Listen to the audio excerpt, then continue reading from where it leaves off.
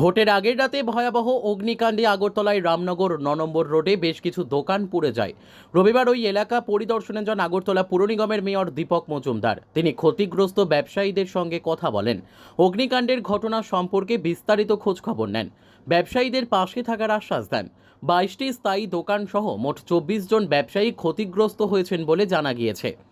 এদিন মেয়রের সঙ্গে ছিলেন কর্পোরেটর স্নিগ্ধা দাস দে। প্রসঙ্গত, এই অগ্নিকাণ্ডের ঘটনা ঘিরে গভীর রাতে এলাকায় চাঞ্চল্য ছড়িয়ে পড়ে। গভীর রাতে এই অগ্নিকাণ্ডের ঘটনা প্রথমে রামনগর ফাঁড়ির পুলিশ দেখতে পেয়েছিলেন।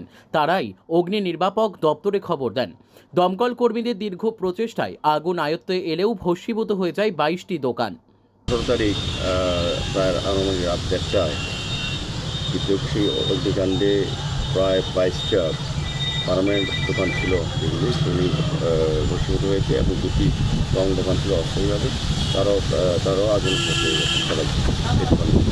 তো সেগুলি আমরা সেদিনে এসেছিলাম, ভোট ছিল। তারপর আজকে যুবজনী ব্যবসায়ী সমিতি এই সভাপতি সম্পাদক আছেন এবং আমাদের কাউন্সিলর আছেন, এই ওয়ার্ডের সভাপতি আসছে সহ ডিসিএম এসছেন।